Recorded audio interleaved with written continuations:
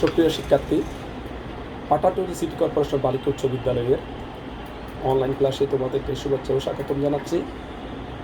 আমি শিবু কুমার বড়ুয়া, সহকারী শিক্ষক, ব্যবসা শিক্ষা। আজকে তোমাদের ফিন্যান্স ও ব্যাংকিংয়ের একটি গুরুত্বপূর্ণ অধ্যায় নিয়ে আলোচনা করব। আমি ইতিমধ্যেই এই অধ্যায়ের উপর একটি ক্লাস নিয়েছি। ওই ক্লাসে এই অধ্যায়ের থেকে কী কী অঙ্ক আসতে পারে তা নিয়ে বিস্তারিত আলোচনা করেছি। তা আমি আজকেও এই অধ্যায়ের উপর আরেকটি ক্লাস নিচ্ছি। আমি সম্ভবত দুটি ক্লাস নিয়েছি, একটি না দুটি।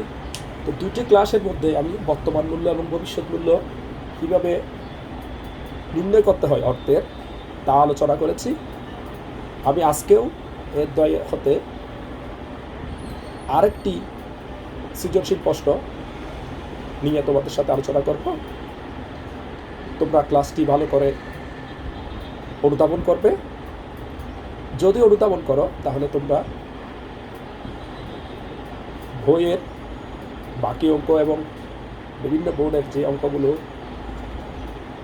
আছে এগুলো তোমরা করতে পারবে। আমি কিন্তু প্রথম যে দুইটা ক্লাস করেছিলাম এই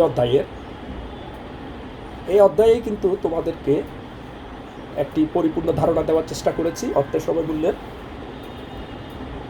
যেগুলো বোর্ডের বিভিন্ন সময় অঙ্কগুলো এসেছে। তারই ধারাবাহিকতায় আজকে সৃজনশীল প্রশ্ন তোমাদের বইয়ের 2 নম্বর অঙ্কটা আলোচনা করব। এটা খুবই গুরুত্বপূর্ণ, এটা অনেকবার বোর্ডে এসেছে, বিভিন্ন বোর্ডে। তো আজকের এই ক্লাসটা নবম, দশম এবং যারা এসএসসি পরীক্ষার্থী আছো তোমাদের সবার জন্য গুরুত্বপূর্ণ, কারণ প্রত্যেক বছর এই অধ্যায় থেকে একটি প্রশ্ন বাধ্যতামূলক আসে। তাই তোমাদেরকে এই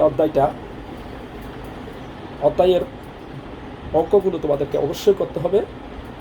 তা আমরা জানি ফিন্যান্স ও ব্যাংকিংয়ের 7টা প্রশ্ন হয়।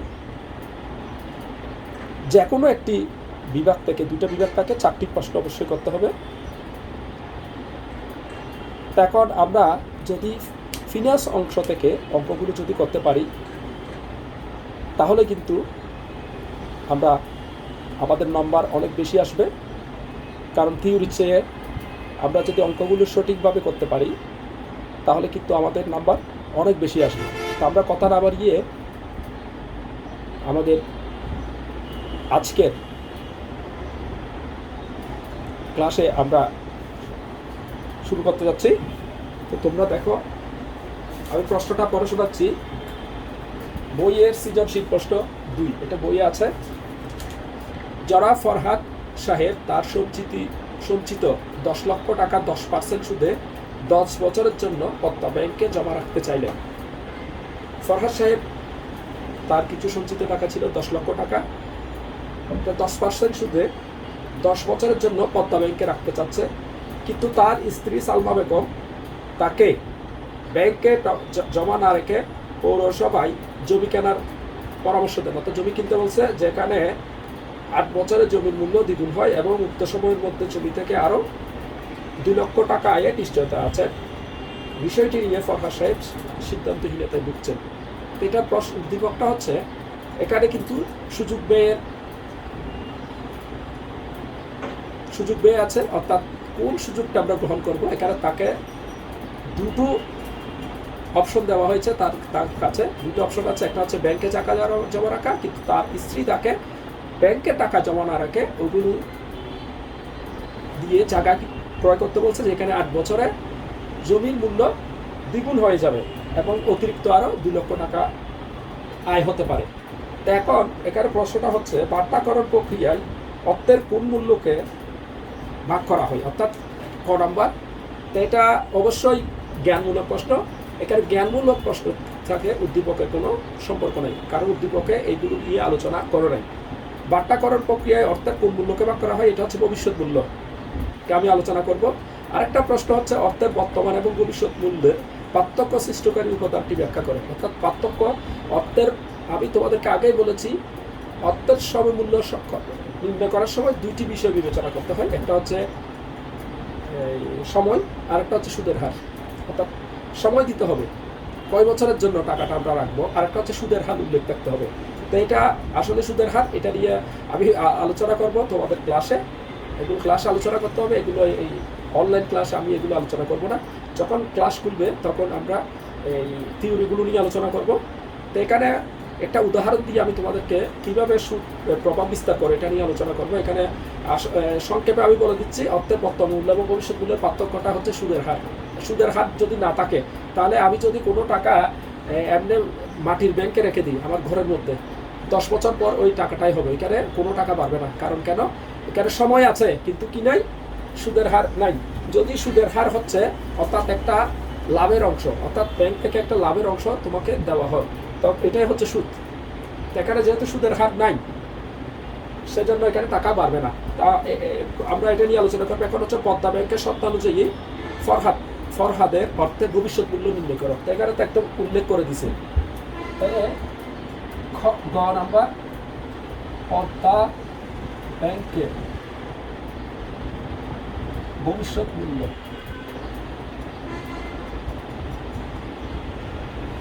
ভবিষ্যৎ মূল্য মানে এফপি, এটা আমরা আলোচনা করেছিলাম।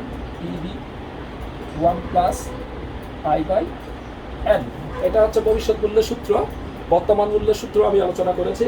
তো এখন এখানে যেহেতু আমরা প্রশ্নের মধ্যে দেখছি এটা বার্ষিক, অর্থাৎ মাসিক, সাপ্তাহিক বা ত্রৈমাসিকের অর্ধবার্ষিক নাই, যেহেতু বার্ষিক বলছে, বার্ষিক যদি বলে তাহলে আমাদের এম প্রয়োজন নাই। যখন মাসিক, সাপ্তাহিক, অর্ধবার্ষিক বা ত্রৈমাসিক বলে তখন আমাদেরকে এখানে আয় হবে, আয়ের নিচে আর এম হবে, এখানেও এম হবে। এখানে এম এর প্রয়োজন না, যেহেতু এটা বার্ষিক। দেওয়া আছে পিবি অর্থাৎ বর্তমান মূল্য, এটা হচ্ছে 10 লক্ষ টাকা। এন হচ্ছে বছর, 10 বছর। আর আয় হচ্ছে 10%। 10% মানে প্রতিশত 100 ভাগের 10.10। অর্থাৎ পদ্মা ব্যাংকের ভবিষ্যৎ মূল্য আমরা ইজি বের করতে পারবো। এটার জন্য কোনো কষ্ট করতে হচ্ছে না আমাদেরকে। দেখো এফভি সমান পিবি 10 লক্ষ টাকা আমরা লিখব। 1, আই এর মান হচ্ছে 0.10, এন এর মান হচ্ছে 10। দেখে দেখে লিখে দিবা। 10 লক্ষ 1.110। এটা কিভাবে বের করতে হয় তোমাদেরকে বলেছিলাম। 1.1 লিখবা ইনভার্স 10, তাহলে 1.1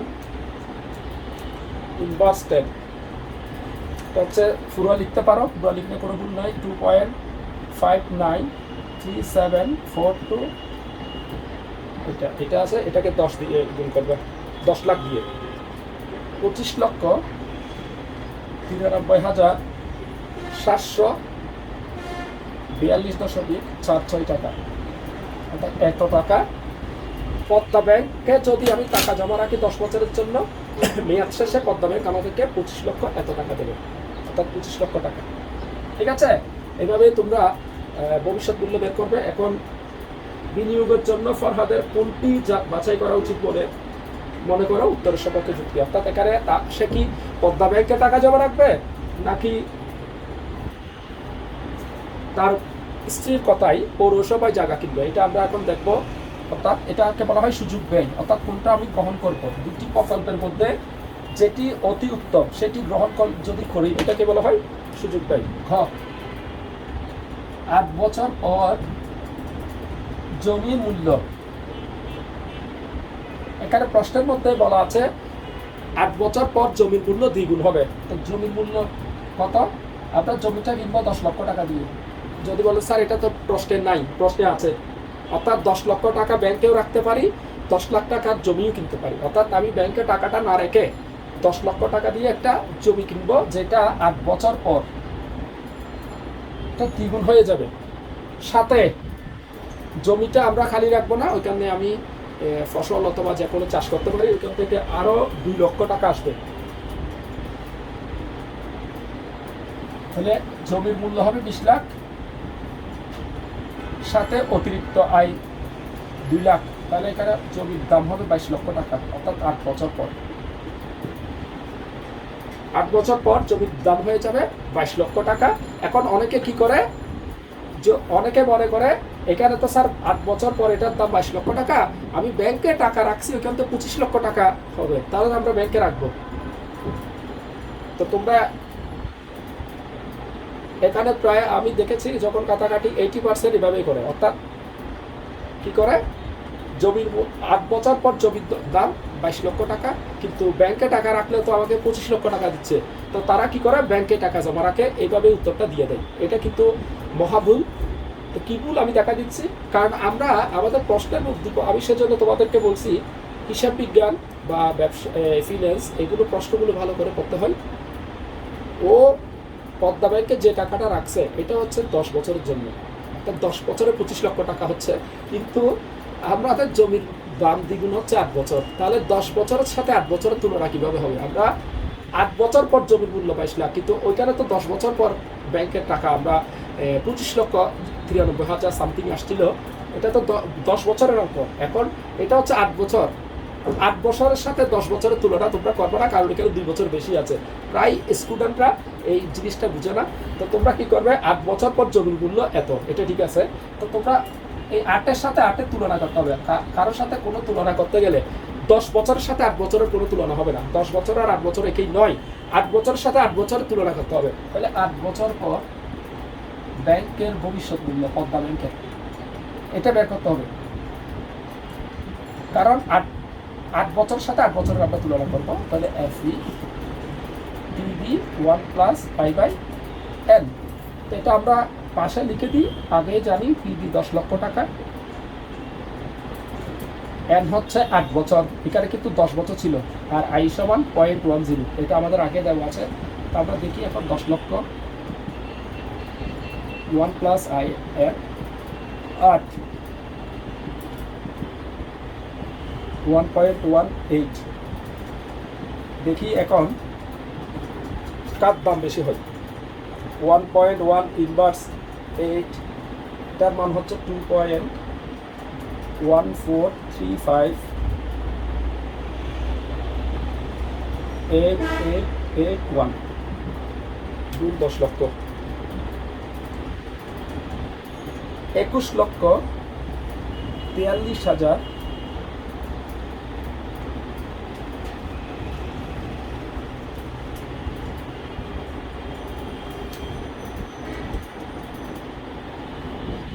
21,43,588.81 টাকা।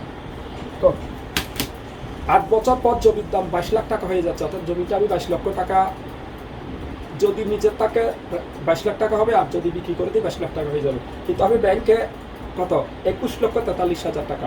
তাহলে দেখো, প্রথম যদি তুমি না বুঝে প্রশ্নটার উত্তর দিবে, তাহলে তোমরা কিন্তু ব্যাংকে টাকাটা জমা রাখতে, যেহেতু ব্যাংকে 25,93,000 টাকা বলেছিল, 25 লক্ষ অনেক বেশি, 22 লক্ষ চেয়ে আমরা ব্যাংকে টাকা রাখবো। অনেকে এইভাবে উত্তর লিখে দেয়, কেননা ওইটা 10 বছর, এইটা 8 বছর। ওইখানে তোমরা এই না বুঝে প্রশ্নটার মন্তব্য করে দাও, কিন্তু 8 বছরের সাথে যখন 8 বছর আমরা তুলনা করবো, দেখো এখানে হচ্ছে 22 লক্ষ, এখানে হচ্ছে 21,43,000। তো এখানে এখন যদি তুমি বিনিয়োগের জন্য বাছাই করো কোনটাতে রাখবে, অবশ্যই আমরা জমি কিনবো, কারণ জমিতে আমার টাকা বেশি হচ্ছে, ব্যাংকে টাকা কম।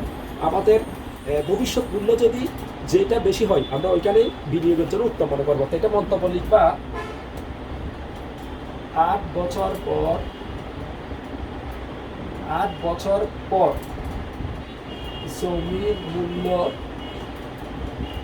ব্যাংকের মূল্যের কত টাকা লিখবে, 21,42,588.81। তাহলে আমরা 22 লক্ষ টাকা থেকে বাদ দিয়ে দিই, 22 লক্ষ 56,441.19, 56,441.19 টাকা বেশি, অর্থাৎ 8 বছর পর জমির মূল্য ব্যাংকের মূল্যের চেয়ে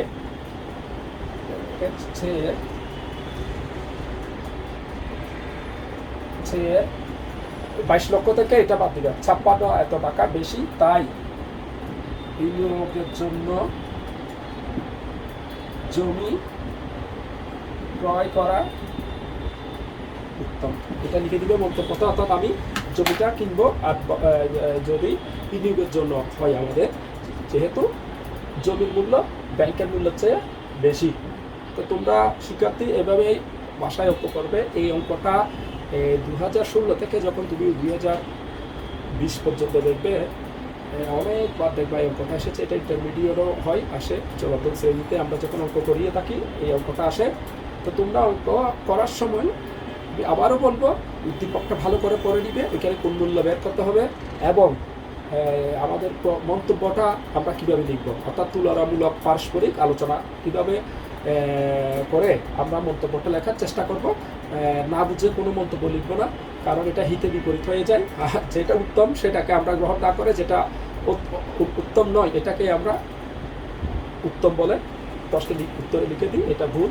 তো তোমরা এটা চিন্তা করবে ভালো করে, বাসায় আরও করবে অঙ্ক। আমি এখন পর্যন্ত 3টে ক্লাস নিয়েছি, এখানের থিওরি অংশ যেগুলো আছে, যখন আমরা স্কুল খুলবে স্বাভাবিক অবস্থা বিরাজ করবে তখন আমরা এগুলো নিয়ে আলোচনা করবো। ধন্যবাদ সবাইকে, আজকে এতটুকু পর্যন্ত।